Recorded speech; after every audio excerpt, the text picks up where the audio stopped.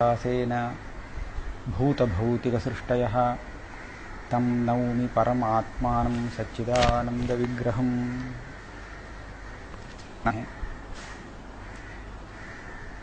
प्रमाकरणम प्रमाणम, यह प्रमाण का स्वरूप बताया गया। प्रमा के प्रति करण क्या बनता है और वह कैसे करण बनता है, तो करण का लक्षण उसमें कैसे समन्वित होता है, तो इसका निरूपण करने पर प्रमाण क्या चीज है यह पता लगा सकते हैं। तो इसके पूर्व में न्यायशास्त्र के अनुसार प्रत्यक्ष ज्ञान की उत्पत्ति में जो प्रक्रिया है उसको समझना आवश्यक है। हम यह देखते हैं किसी वस्तु के रस का ज्ञान, कोई मधुर पदार्थ है, उस मधुर पदार्थ को हम जब अपनी जिह्वा में रखते हैं तभी उसके माधुर्य का हम अनुभव करते हैं। यदि हम उस पदार्थ को जिह्वा से थोड़ी दूर पर पकड़े रहते हैं तो उसका माधुर्य का अनुभव हम नहीं ले सकते। यहां पर आप अन्वय और व्यतिरेक को देखिए।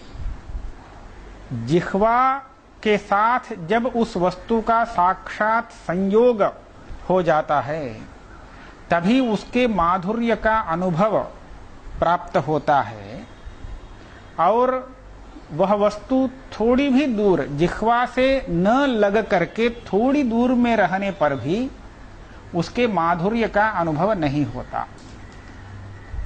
तो इससे हम यह समझ सकेंगे, इंद्रिय अपने विषय का ज्ञान तभी करा सकता है जब वह अपने विषय के साथ संबद्ध होगा, उसका विषय के साथ संबंध होना चाहिए।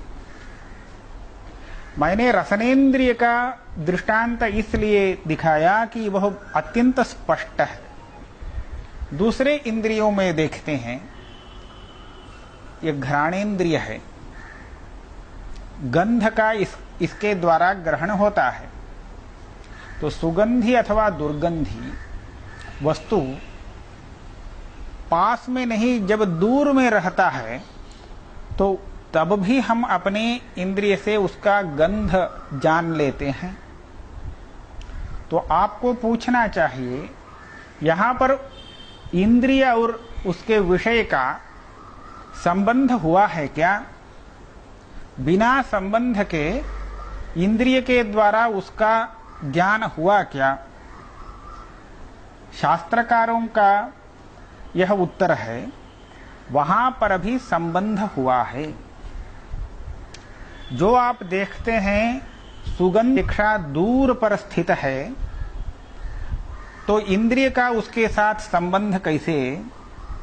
तो ऐसा नहीं सोचना चाहिए, क्योंकि वायु उस पदार्थ पर से बहता हुआ आता है, तो वायु के संपर्क में उस पदार्थ के कुछ कण, सूक्ष्म कण वहां से आते हैं, और वे कण अपने इंद्रिय से, घ्राणेन्द्रिय से संबद्ध होते हैं, तभी उस गंध का घ्राणेन्द्रिय से अनुभव होता है। यदि वायु वहां से इधर नहीं आता, वायु दूसरी ओर है, तो उस वस्तु के वहां रहने पर भी हमें उसके गंध का पता नहीं लग सकता। तो वायु उस गंध को लेकर घ्राणेन्द्रिय के साथ उसका संबंध करा देता है, तभी उस गंध का अनुभव होता है। तो यहां पर भी विषय और इंद्रिय का संबंध आवश्यक है। अब यह श्रोत्रेंद्रिय है, इसके द्वारा शब्द का अनुभव होता है। तो शब्द का अनुभव कैसे होता है? इसको कहते हैं वीची तरंग न्याय।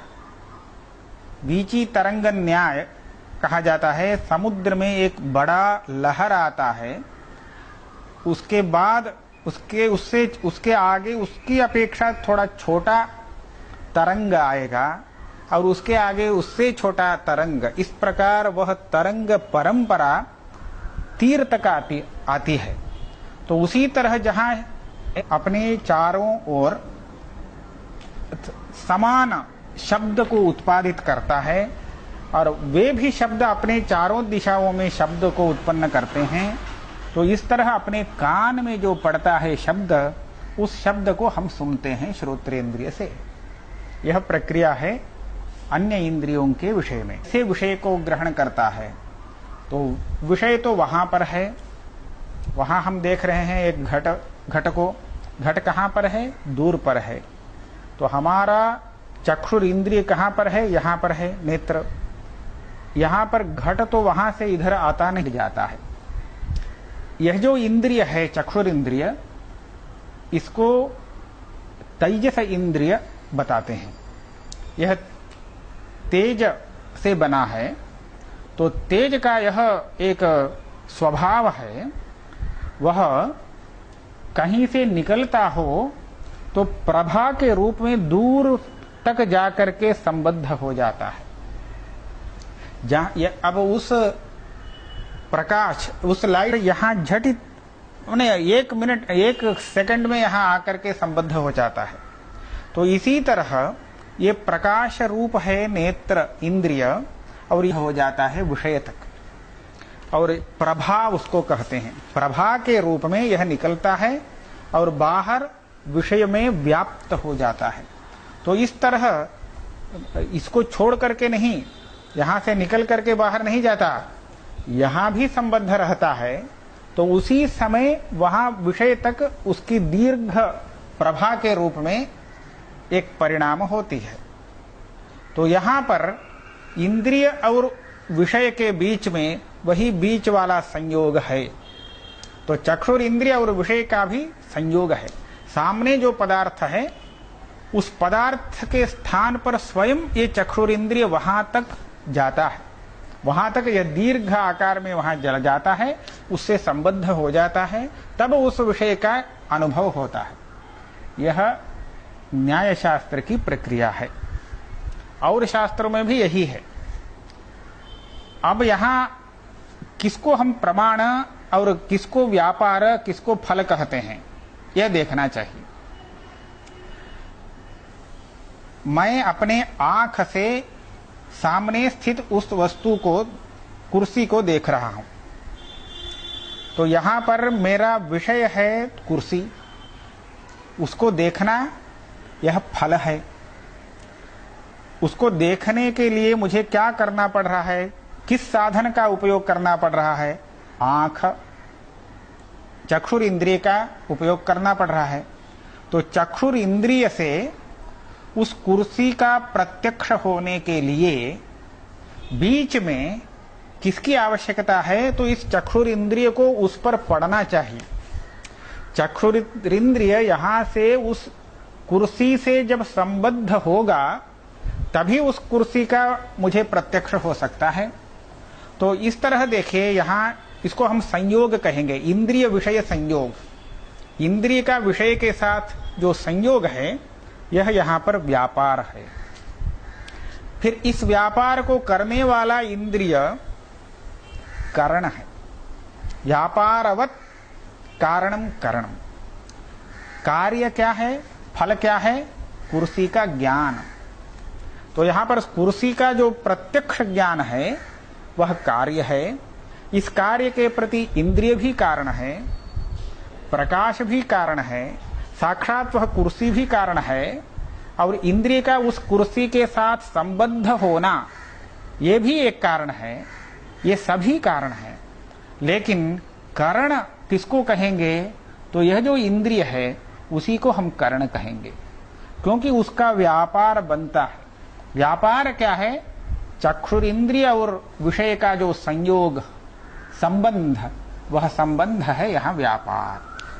तो हमने ऐसा दिखाया, यहां पर घट है, चक्षुर इंद्रिय उसको ज्ञान कराने वाला प्रमाण है।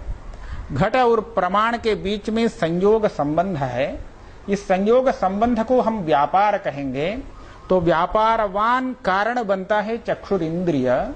तो व्यापारवत कारणम करणम, इस लक्षण के अनुसार चक्षुर इंद्रिय इस घट प्रत्यक्ष के प्रति कारण बनता है। इसी जगह सर्वत्र समन्वय हम करेंगे। सर्वत्र हम इस पत्र को, इस कागज को हाथ से स्पर्श कर रहे हैं, तो इसका स्पर्श मुझे मालूम पड़ रहा है। किस इंद्रिय से? त्वक इंद्रिय से। यह कैसे मालूम पड़ रहा है? तो इस विषय का त्वक इंद्रिय के साथ संबंध हुआ। यदि यह कागज इधर रहता तो उसके स्पर्श का मुझे ज्ञान नहीं होता। जब मैं छूता हूं उस कागज को, तो तब उसका स्पर्श मुझे अनुभव में आता है। तो यहां पर त्वगिंद्रिय और उस वस्तु का जो संबंध है, यह व्यापार है। और उस वस्तु के प्रत्यक्ष को कराने में जो इंद्रिय साधन बना, वह है व्यापारवत कारण। तो वह कारण है। तो आपको यह समझ में आ गया होगा व्यापार किसको कह रहे हैं और व्यापारी करण का, व्यापारवान कारण कौन है, कारण क्या है। तो कारण यह सामान्य शब्द है, सबके लिए उपयोगी है। लेकिन करण कारण का विशेष होता है। जो व्यापारवान होकर के कारण भी बने, वह है करण। तो प्रमाण, इस शब्द में प्रमा का करण यह अर्थ है। तो प्रमाकरण, ये प्रमाण शब्द से जब कहा जाता है तो ऐसा ही करण को वहां पर लेना है जो व्यापारवान और कारण भी है। यह प्रमाकरण। प्रमा किसको कहते हैं? यथार्थ अनुभव। अनुभव दो प्रकार का है, यथार्थ अनुभव, अयथार्थ अनुभव। इस शब्द से ही आप समझ सकते हैं यथार्थ अनुभव, अयथार्थ अनुभव। अयथार्थ अनुभव भ्रम कहा जाता है और यथार्थ अनुभव को प्रमा ऐसा कहते हैं। प्रमा प्रकृष्ट ज्ञान, प्रकृष्ट ज्ञान को प्रमा कहा जाता है। ज्ञान का प्रकर्ष क्या है? तो यही है उसमें यथार्थता, विषय को यथार्थ रूप में दिखाना। जो ज्ञान विषय को यथार्थ रूप में दिखाता है वह है प्रकृष्ट ज्ञान। वस्तु की स्थिति दूसरी प्रकार से है और दिख रहा है दूसरी प्रकार से, तो ऐसी स्थिति में वह ज्ञान अयथार्थ होता है। ठीक है। अब प्रमा का कारणम प्रमाणम, यह हुआ। अब प्रत्यक्ष प्रमाण में हमने समन्वय किया। अनुमान प्रमाण और उपमान प्रमाण, शब्द प्रमाण, सब जगह इस प्रमाण लक्षण का समन्वय होता जाएगा। अनुमान प्रमाण के लिए मैं उदाहरण देता हूं। जब कोई व्यक्ति धुआं और आग, धूम और अग्नि, इन दोनों को साथ साथ में देखता है, देख करके इन दोनों का व्याप्ति नामक एक संबंध का ग्रहण कर लेता है। अर्थात जहां धूम रहता है वहां अवश्य अग्नि रहता है। तो अग्नि और धूम का इस तरह का जो संबंध है, उस संबंध को व्याप्ति ऐसी संज्ञा है। तो इस व्याप्ति रूप संबंध का ज्ञान जिसको हुआ है, ऐसा पुरुष कहीं पर्वत से धूम को निकलता हुआ देखकर अनुमान लगा लेता है वहां पर आग है। यहां पर उसको अनुमान किस प्रक्रिया से हुआ यह देखना पड़ेगा। आप यह समझ सकते हैं, धूम और वह्नि के बीच व्याप्ति नामक संबंध जिसको ज्ञात नहीं है, ऐसा मनुष्य वहां केवल धूम को देखकर अग्नि का पता नहीं लगा सकता। तो इससे क्या पता चलता है? व्याप्ति का ज्ञान इस अनुमान के प्रति एक कारण है। व्याप्ति का ज्ञान इसको कब हुआ? व्याप्ति का ज्ञान अभी नहीं, इस धूम को देखते समय नहीं, इसका ज्ञान तो बहुत पहले हुआ उसको। बहुत पहले अनेक बार धूम और वह्नि, अग्नि, आग दोनों को साथ साथ देख करके उसने इस नियम को ज्ञात किया, धूम के रहने पर अवश्य वहां अग्नि को रहना ही है, ऐसा एक नियम उसने जान लिया। तो वह है व्याप्ति ज्ञान। जब यहां केवल धूम को देखा तो उस समय उसको स्मरण आया, धूम के जो संस्कार था वो उस संस्कार का उद्बोध हुआ और उसके आगे यहां पर भी आग है, यह अनुमान लगाया उसने। तो यहां पर इस अनुमान हम उसको कहेंगे, यहां पर आग है। यह जो ज्ञान है, यह ज्ञान अनुमिति कही जाती है। तो इसके बाद इसका कारण क्या है? व्याप्ति ज्ञान। और व्याप्ति ज्ञान के बीच वह है संस्कार। संस्कार व्यापार बनता है। कैसे? वहां जो व्याप्ति ज्ञान उसने कब देखा? कभी बहुत पहले देखा था उसने। उसको इस नियम का ज्ञान कब हुआ? किस नियम का? जहां धूम रहता है तो वहां अग्नि भी रहता है। तो इस तरह का जो नियम ज्ञान ये कब हुआ? 1 साल पहले हुआ होगा। तो ज्ञान अभी तक वैसे ही है नहीं कह पाएंगे, लेकिन उसका संस्कार इसके पास बैठा है। जब वह धूम को देखता है तो वह उठ जाता है, वह उद्बुद्ध हो जाता है संस्कार। अब यह संस्कार यदि उद्बुद्ध नहीं होता तब उसको पता नहीं लगेगा यहां पर आग है धूम को देखने पर भी। इसलिए यह संस्कार जो बीच में आया यह व्यापार बना, अग्नि का ज्ञान फल हुआ, व्यापारवान कारण हुआ, पूर्व में हुआ जो व्याप्ति ज्ञान है, व्याप्ति रूप संबंध का ज्ञान, वह कारण हुआ।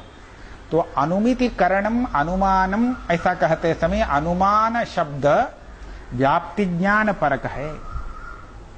वह्नि का अनुमान लगाना ऐसा कहते हैं बोलचाल में, वहां अनुमान शब्द ज्ञान परक है।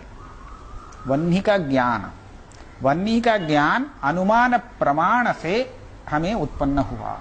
तो इस तरह इस प्रमाण इस लक्षण का हम सभी प्रमाणों में समन्वित कर सकते हैं, समन्वय हो सकता है। अब प्रमा क्या चीज है, इसका लक्षण कहना चाहिए। प्रमा और प्रमाण ये दोनों शब्द परस्पर संबंधित हैं।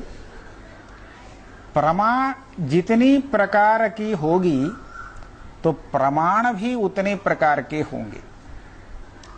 प्रत्यक्ष प्रमा के प्रति करण होगा प्रत्यक्ष प्रमाण, अनुमिति रूप प्रमा के प्रति अनुमान प्रमाण, उपमिति के प्रति उपमान प्रमाण, और शब्द ज्ञान से जो प्रमा होती है उस प्रमा के प्रति शब्द प्रमाण। इस प्रकार प्रमा की जितने प्रकार हैं प्रमा के, तो उन प्रकारों पर आधारित है प्रमाणों का विभाग। तो वेदांत सिद्धांत में 6 प्रमाण माने जाते हैं। प्रत्यक्ष प्रमाण, अनुमान प्रमाण, उपमान प्रमाण, शब्द प्रमाण, अर्थापत्ति प्रमाण, अनुपलब्धि प्रमाण। तो इससे हमें यह पता लगेगा प्रमा कितनी प्रकार की होती है। प्रमा कितने प्रकार की होती है? केवल 6 प्रकार। प्रमा यदि 6 प्रकार की है तो प्रमाण भी 6 प्रकार के होंगे। इसलिए 6 प्रकार की प्रमा होती है। अब यहां देखना पड़ेगा प्रमा, इन 6 जो ज्ञान है ये प्रमा है, इनसे अतिरिक्त भी ज्ञान है अथवा नहीं।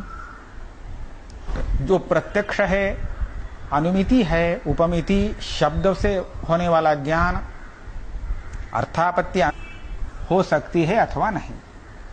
ज्ञान तो होता ही है, ज्ञान है, भ्रमात्मक ज्ञान है, स्मरण रूप ज्ञान है, स्मृति रूप ज्ञान। स्मृति उसको कहते हैं जो पूर्व में अनुभूत हुआ हो, उस विषय का बाद में संस्कार के उद्बुद्ध होने पर स्मरण होता है, तो वो स्मरणात्मक ज्ञान है। ये स्मरणात्मक ज्ञान प्रमा से अलग है, वो प्रमा में नहीं आता। और भ्रमात्मक जो ज्ञान है, अयथार्थ ज्ञान, वो भी प्रमा नहीं। तो प्रमा लक्षण का लक्ष्य पहले हम निर्धारित कर लेंगे। ये सब प्रमा लक्षण के लक्ष्य हैं, और भ्रमात्मक ज्ञान इसका इस लक्षण का लक्ष्य नहीं। स्मरणात्मक जो ज्ञान है वो भी इस लक्षण का लक्ष्य नहीं। तो लक्षण ऐसा कहना पड़ेगा जो लक्षण 6 प्रकार की प्रमाओं में रहता हो, भ्रमात्मक ज्ञान स्मरणात्मक ज्ञान में न रहता हो, ऐसा ही लक्षण प्रमा लक्षण बनेगा। तो यहां पर पहले कहते हैं तत्र स्मृति व्यावृत्तम प्रमात्वम अनधिगत अबाधित अर्थ विषयक ज्ञानत्वम। लक्षण कहते समय शास्त्रकार उसमें प्रत्येक शब्द को बहुत ध्यान से देते हैं, बहुत विचार करके एक अक्षर भी अधिक न होकर पूरा का पूरा वहां जितने शब्दों का प्रयोग हुआ है सबका सार्थक्य, उसका प्रयोजन क्या है, इसको देख करके तब लिखते हैं लक्षण। तो यहां पर क्या हुआ है, लक्षण क्या है? अनधिगत अबाधित अर्थ विषयक ज्ञानत्वम, उसके बाद लक्षण के रूप में कहा गया है। तो इसको आप ऐसा विभाग कर सकेंगे, पहले ज्ञान है, ज्ञान का विषय है, उसको अर्थ शब्द से कहा गया। ज्ञान और ज्ञान का विषय, ज्ञान का विषय माने जो वस्तु ज्ञात हो रहा है, जिसको हम ज्ञात कहते हैं, वह है ज्ञान का विषय। क्या रहे हैं? अनधिगत अबाधित। ये अनधिगत माने क्या, अबाधित माने क्या?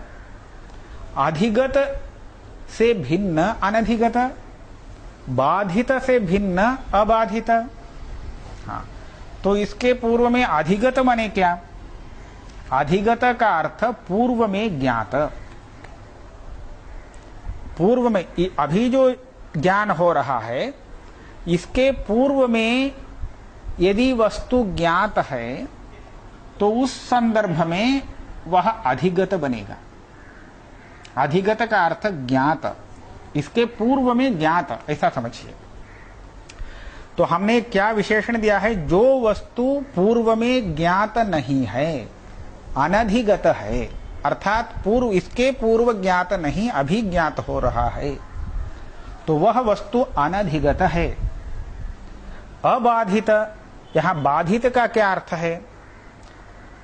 एक भ्रम स्थल में हम बाध को दृष्टांत के रूप में दिखा सकते हैं।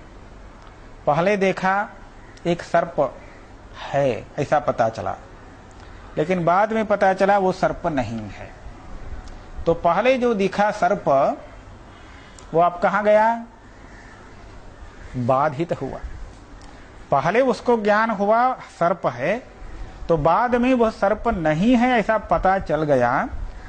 तो ये जो बाद का ज्ञान है, यह पूर्व ज्ञान को और उसके विषय को बाधित कर देता है। तो इस प्रकार जो विषय बाधित हो, उसको हटाने के लिए अबाधित ऐसा विशेषण दिया गया है। तो अबाधित इसका अर्थ हुआ जिस विषय का बाद में ऐसा नहीं है, इस प्रकार का बाध न हो, वह अबाधित। तो विषय में दो विशेषण हुए। एक, वह वस्तु पूर्व में ज्ञात न हो। दूसरा, उसको वह बाद में बाधित न हो। तो इस तरह जिस वस्तु, जो वस्तु है, उस वस्तु का ज्ञान प्रमा होती है, वही प्रमा है। इसको हम कहेंगे अनधिगत अबाधित अर्थ विषयक ज्ञान। और ज्ञानत्व वह उस प्रमा का लक्षण है। अनधिगत अबाधित अर्थ विषयक ज्ञानत्वम। अब इसमें समन्वय एक जगह करते हैं। अभी तक हमने नहीं देखा, आंख खोल करके देखा तो एक वस्तु वहां पर दिखाई पड़ा। यह वस्तु आंख से दिखाई पड़ा, तो यहां पर आंख प्रमाण है और वस्तु का ज्ञान यह प्रमा है। तो हम वस्तु के ज्ञान में यह लक्षण आता है क्या नहीं यह देखेंगे। इस लक्षण का उसमें समन्वय होता है अथवा नहीं यह देखेंगे। अब ये बताइए, उस ज्ञान का विषय क्या है? वह वस्तु है। वही वस्तु जिसको हम देख रहे हैं वह वस्तु इस ज्ञान का विषय है। ठीक है। उस विषय में दो विशेषण पड़े हैं लक्षण में। यह वस्तु अभी दिख रहा है, इसके पूर्व में नहीं देखा, अतः यह अधिगत नहीं है, अनधिगत है। और इसके बाद इस वस्तु का बाध होने का कोई अवसर नहीं, तो इसलिए यह अबाधित है। तो अनधिगत अबाधित अर्थ हुआ वह वस्तु। उस वस्तु का ज्ञान हो रहा है, यह ज्ञान है, ज्ञानत्व इसमें है। तो इस तरह हम प्रमा लक्षण का उस ज्ञान में समन्वय किए हैं, तो वह प्रमा है। इसी तरह लक्षण का सभी प्रमाओं में समन्वय होना चाहिए, इसको कहते हैं लक्षण समन्वय। दूसरा भी एक काम लक्षण समन्वय करते समय करना चाहिए, वो क्या है? अलक्ष्य में यह लक्षण तो नहीं जाता है, तो इसका जो लक्ष्य नहीं है उसमें कहीं लक्षण नहीं है, यह भी पूर्व में निर्धारित कर देना चाहिए। अब प्रमा नहीं है ऐसा एक ज्ञान बताइए। हमने अभी दिखाया स्मरणात्मक ज्ञान प्रमा से भिन्न है, लक्ष्य नहीं है वह, और भ्रमात्मक ज्ञान वो भी लक्ष्य नहीं है। अब यह लक्षण उन दो प्रकार के ज्ञानों में आता है अथवा नहीं, यह देखना चाहिए। आप स्मरणात्मक ज्ञान एक लीजिए। कल मैंने किसी पुरुष को देखा, आज मुझे उसका स्मरण हो रहा है, मैंने अमुक व्यक्ति को कल देखा था। तो यह जो स्मरण है, इस स्मरण का विषय क्या है? वो एक व्यक्ति विशेष। वह जो व्यक्ति है वह अनधिगत है क्या? नहीं, क्योंकि पूर्व में ज्ञात है, तभी तो स्मरण आ रहा है। तो इसलिए स्मरण का जो विषय बनता है वह पूर्व में अवश्य ज्ञात होता है। जो पूर्व में ज्ञात नहीं उसका स्मरण संभव नहीं। तो स्मरण का विषय अधिगत होता है, अनधिगत नहीं।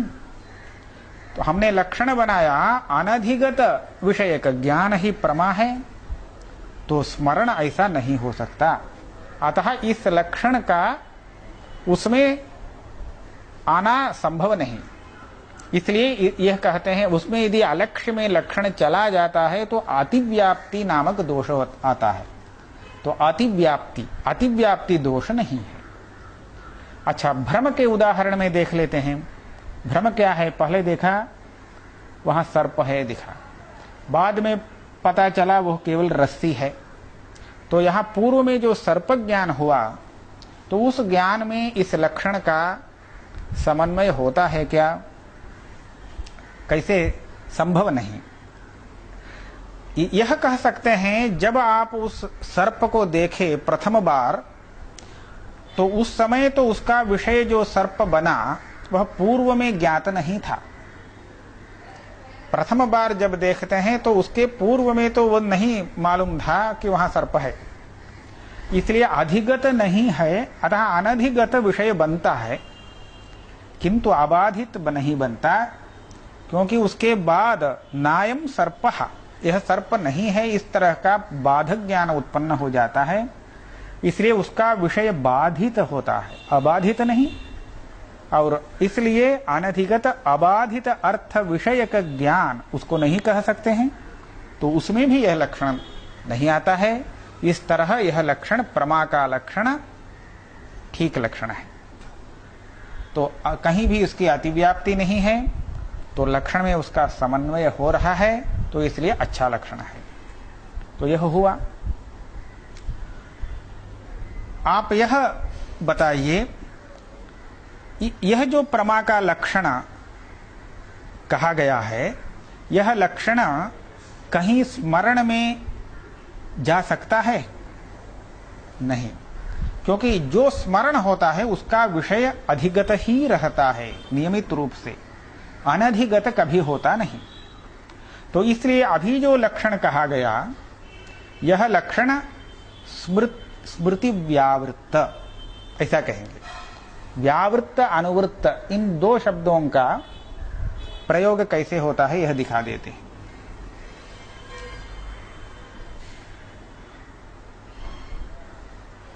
दशरथ के 4 पुत्र थे, राम, लक्ष्मण, भरत, शत्रुघ्न, 4 पुत्र थे। ये सभी दशरथ पुत्र हैं, चारों दशरथ के पुत्र हैं। तो दशरथ पुत्रत्व इन चारों में विद्यमान है।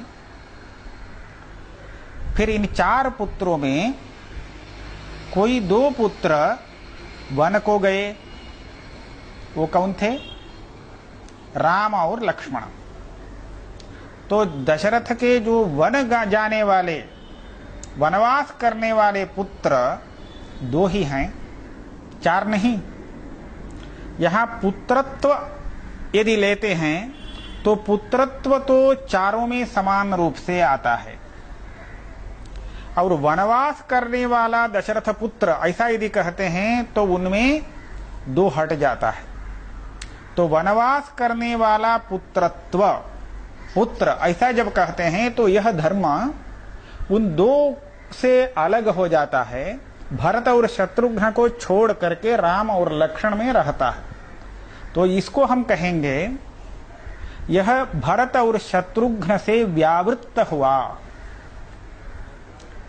दूसरी भाषा में उसमें न रहने वाला धर्म, भरत और शत्रुघ्न में न रहने वाला, यह ऐसा एक धर्म है जो उससे व्यावृत्त हुआ।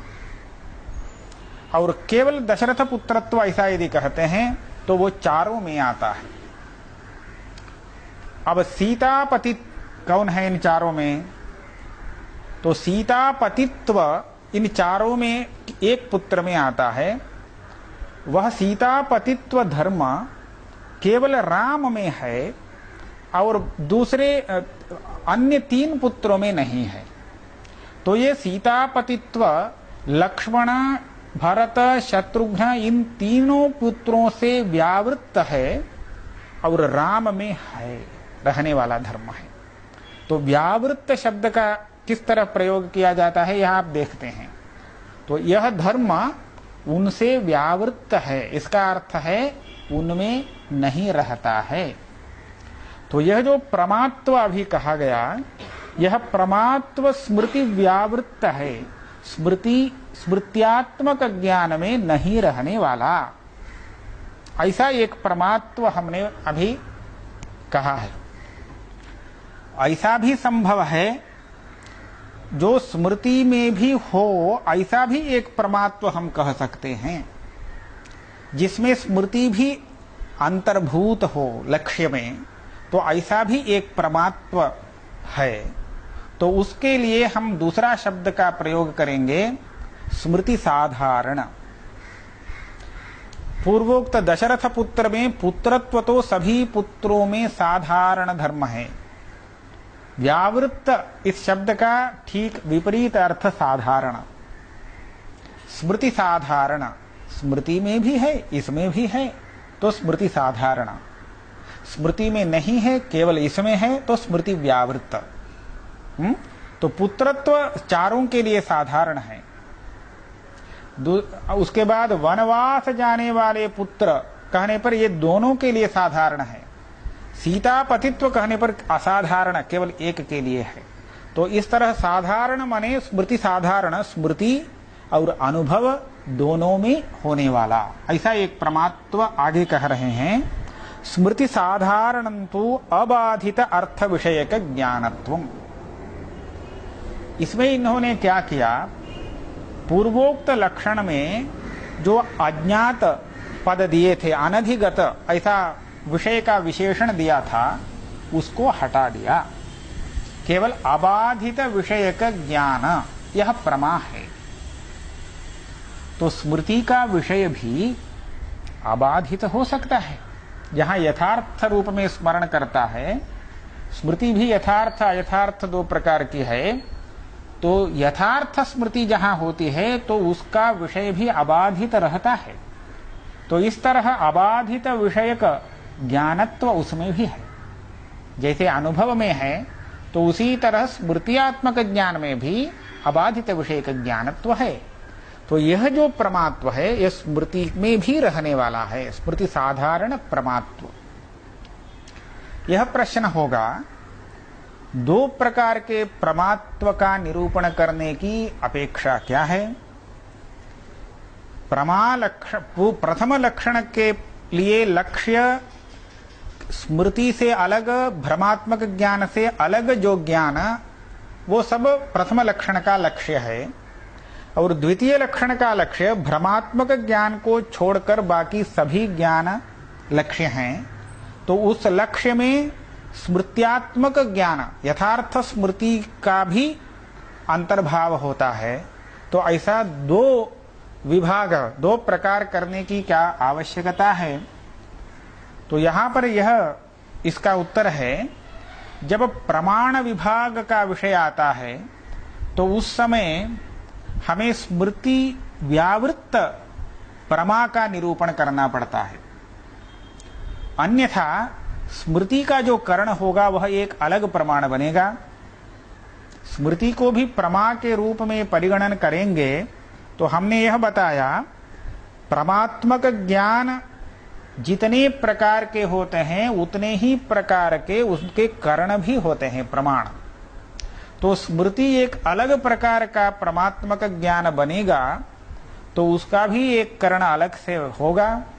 तो 6 प्रमाण नहीं और प्रमाण संख्या में वृद्धि होगी। इसलिए प्रमाण का विभाग जहां करने का अवसर है तो उस समय प्रमा का लक्षण वैसा ही करना चाहिए जो लक्षण स्मृति से व्यावृत्त हो, स्मृति में नहीं रहने वाला हो। प्रमा यथार्थ प्रवृत्ति के प्रति कारण है।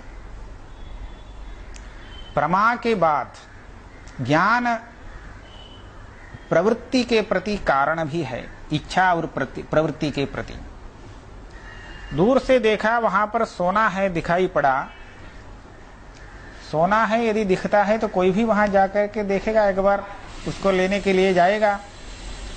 तो कहीं जाने वाले इस व्यक्ति को वहां पर जाने में प्रवृत्त कराने वाला ज्ञान हुआ, यह सोना है इत्याकारक ज्ञान है ना। तो यह ज्ञान उस व्यक्ति में उस वस्तु को निकालने के लिए, लेने के लिए वहां तक जाने की प्रवृत्ति को उत्पन्न कराया। ये ठीक है। तो यह जो प्रवृत्ति है, यह प्रवृत्ति कहीं यथार्थ हो सकती है, कहीं अयथार्थ। इसने सोना समझा, गया, निकाला, तब पता चला वह सोना नहीं है। तो यहां पर इसकी प्रवृत्ति बाधित प्रवृत्ति है, अयथार्थ प्रवृत्ति। गया, उसको वास्तव में सोना मिला तो यह प्रवृत्ति यथार्थ प्रवृत्ति है। प्रवृत्ति को यथार्थ अयथार्थ इस शब्द से नहीं कहा जाता है, संवादी विसंवादी ऐसा कहते हैं। उसके लिए यह शब्द, इन शब्दों का प्रयोग होता है। संवादी प्रवृत्ति, विसंवादी प्रवृत्ति। संवादी प्रवृत्ति माने जहां जिस वस्तु को देख करके उसे लेने के लिए गया, उस वस्तु को यदि वास्तव में प्राप्त करता है तो इसका प्रवृत्ति संवादिनी प्रवृत्ति है, संवादी प्रवृत्ति। और यह गया, उसका उल्टा वहां दिखा तो ऐसे में वो जो प्रवृत्ति है वह विसंवादिनी प्रवृत्ति, उसको विसंवादी प्रवृत्ति कहते हैं। अब ये संवादी प्रवृत्ति के लिए कौन सा ज्ञान कारण है? भ्रमात्मक ज्ञान तो विसंवादी प्रवृत्ति को उत्पन्न करता है और यथार्थ ज्ञान संवादी प्रवृत्ति के प्रति कारण है, ऐसा कहेंगे। तो ऐसा प्रवृत्ति के कारण भूत परमात्मक ज्ञान को जब हम देखते हैं तब उसमें स्मृति का भी अंतर्भाव हो सकता है। यथार्थ स्मरण आया, किसी को फल की अपेक्षा है,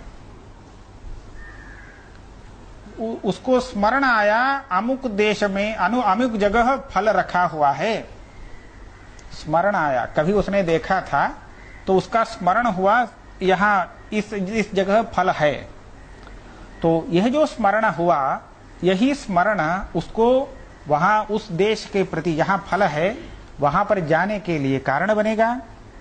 तो यहाँ पर वहां जाने पर उसको फल प्राप्त होता है। तो वह संवादिनी प्रवृत्ति हुई, संवादी प्रवृत्ति। इस संवादी प्रवृत्ति का कारणीभूत ज्ञान क्या है? वह स्मरण। तो स्मरण भी यथार्थ प्रवृत्ति को उत्पन्न कराता है, तो इस मामले में उसको हम प्रमा कह सकते हैं।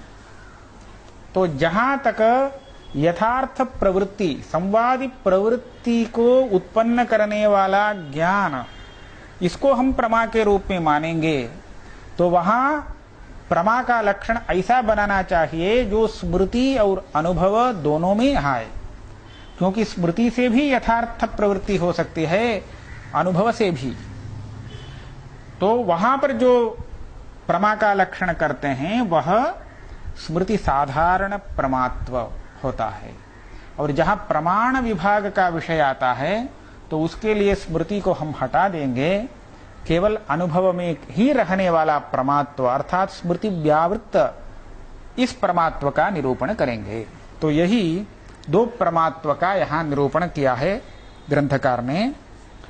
तत्र स्मृति व्यावृत्तम प्रमात्वम अनधिगता बाधितार्थ विषयक ज्ञानत्वम, स्मृति साधारणं तु अबाधितार्थ विषयक ज्ञानत्वम। तो प्रमात्व क्या चीज है, इसका निरूपण करने पर प्रमा का लक्षण मिलता है। तो इस लक्षण से प्रमारूप लक्ष्य का ज्ञान होता है। उसके बाद प्रमा का जो कारण है, करण है, उस प्रमाण का ज्ञान होता है। तो हमें प्रमाकरणम प्रमाणम इस लक्षण में प्रमाण का जब विभाग विवक्षित है तो उस समय स्मृति व्यावृत्त जो प्रमात्व है उसी को लेकर प्रमाण लक्षण का समन्वय करना चाहिए। केवल प्रवृत्ति जनक, प्रवृत्ति के हेतु के प्रति जो प्रमा व्यवहार है तो उसके लिए आप स्मृति साधारण प्रमात्व लक्षण को लेकर भी व्यवहार कर सकते हैं। लक्षण का दो प्रयोजन है, व्यावृत्ति ही व्यवहारो वा लक्षणस्य प्रयोजनम। लक्षण कहने का किस लिए किसी का लक्षण बताते हैं, तो उस लक्षण के ज्ञान से वह लक्ष्य का परिचय प्राप्त करता है। परिचय माने यह यही है, इदमित्थम, ऐसा निर्णय करता है। तो दूसरा एक उसका प्रयोजन है, उस लक्ष्यवाचक शब्द से उसका व्यवहार करता है। संक्षेप में इसका स्वरूप बताते हैं। बालक को हम गो शब्द का अर्थ कैसे सिखाते हैं? एक गाय को दिखा करके यही गौ, यह गौ है, ऐसा दिखाते हैं ना। गो शब्द का यही अर्थ है, यही अर्थ है, ऐसा कहते समय यही एक अर्थ है ऐसा यदि कहेंगे तो जब दूसरा गो आएगा तो वहां पर उसका ये कहेगा ये क्या है, पूछेगा, उसको पता नहीं चलेगा, नहीं चलेगा। तो हमें कहना पड़ेगा, ऐसा उसको ज्ञान कराना पड़ेगा जिससे वह दूसरे गो को भी गो के रूप में देख सके। तो ऐसा एक लक्षण उसको बताना पड़ेगा। अब देखिए, उसको यह बताया 2 सींग और 4 पैर जिस प्राणी को हो वैसा प्राणी गो शब्द का अर्थ है, वही गौ है। यदि इस तरह बताता है तब क्या होगा? ये ठीक है क्या? इससे इतना हो सकता है, मनुष्य कोई आएगा तो उसको वह गो नहीं समझेगा, क्योंकि उसके सींग नहीं है, 4 पैर नहीं है। लेकिन एक भैंस आ गया तो उसको देख करके क्या सोचेगा? वो 4 पैर हैं, सींग हैं, ये भी गो शब्द का अर्थ है, ऐसा समझेगा। तो ये लक्षण ठीक नहीं। क्या हुआ? यह लक्षण इसलिए गलत है, यह लक्षण उस गो व्यक्ति, गो शब्द का, लक्ष्य का परिचय कराने में मनुष्य से तो उसको व्यावृत्त करके दिखाता है, लेकिन भैंस इत्यादि से उसको अलग करके नहीं दिखा रहा है। तो ये ज्ञान यथार्थ नहीं है। तो ऐसा लक्षण बताना चाहिए जो गो से अतिरिक्त किसी अन्य में कभी न रहे। तो उसके लिए कहते हैं शास्त्रादिमत्वम। शास्त्रादिमत्वम, गो का एक यहां पर एक अवयव रहता है जो शास्त्रा तो गल कंबलहा ऐसा कहते हैं। ये जो अवयव जिसमें हो, जिस प्राणी में हो, वही है गो शब्द का अर्थ, वही गौ है, ऐसा कहते हैं। तो ये अन्य में नहीं रहता है, भैंस में नहीं रहता है, मनुष्य में नहीं रहता है। तो इस प्रकार शास्त्रादिमत्वम गोहो लक्षणम ऐसा कहते हैं। यह उस व्यक्ति का अन्य अलक्ष्य से अलग करके परिचय प्राप्त करने के लिए लक्षण का उपयोग हुआ। तो इस तरह इसको हम व्यावृत्ति कहते हैं। व्यावृत्ति माने लक्ष्य को अलक्ष्य से व्यावृत्त करके समझना, यह एक है। दूसरा व्यवहार, लक्षण का प्रयोजन। एक कहीं दूसरी जगह गया, नए जगह पर, वहां पर एक प्राणी को देखा। इस प्राणी को हम किस शब्द से कहें? गो शब्द से कह सकेंगे? गो, क्या इस प्राणी के लिए गो इस शब्द का प्रयोग उचित है अथवा नहीं? कैसे निर्णय करेंगे? गो का लक्षण यदि उसमें है तो हम गो शब्द, हम निश्चित यह कह सकेंगे यह प्राणी गो शब्द से कहने योग्य है। यदि गो शब्द का लक्षण, गो का अर्थ लक्षण नहीं जानता, तो ऐसी स्थिति में थोड़ा विलक्षण प्राणी को देख करके, सभी गो एक प्रकार होती नहीं, तो वहां पर विलक्षण थोड़ा ऊंचा नीचा नाटा देख करके भी उसको गो शब्द से कहना अथवा नहीं। तो इसका निर्णय करने के लिए गो लक्षण का पता रहना आवश्यक है। जब उसमें गो लक्षण को वह देखता है, हाँ ये गो ही है, इस प्राणी के लिए हम गो शब्द का प्रयोग कर सकते हैं, यह निश्चय करता है। तो व्यावृत्ति और व्यवहार, यह लक्षण का प्रयोजन होता है। लक्षण का कहीं व्यावृत्ति के लिए ही केवल कथन होता है, कहीं व्यवहार के लिए भी। तो यहां पर प्रमाण निरूपण के प्रसंग में जो प्रमा का लक्षण बताया वह व्यावृत्ति के लिए है। स्मृति और भ्रमात्मक ज्ञान, इनसे व्यावृत्त, घटपट इत्यादि से व्यावृत्त करने के लिए यह लक्षण कहा गया। और स्मृति साधारण जो प्रमा लक्षण बताया गया, यह उसके लिए नहीं, ये तो व्यवहार के लिए उपयोगी है। तो इसको हम यथार्थ प्रमा कह सकते हैं। यदि स्मरण यथार्थ स्मरण है तो उसको भी प्रमा शब्द से कहना कोई अनुचित नहीं है। तो व्यवहार के लिए उपयोगी लक्षण यह बन सकता है। इस दृष्टि से ग्रंथकार स्मृति साधारणम तु अबाधितार्थ विषयक ज्ञानत्वम, ऐसा प्रमा का लक्षण बता रहा है। तो आज इतना।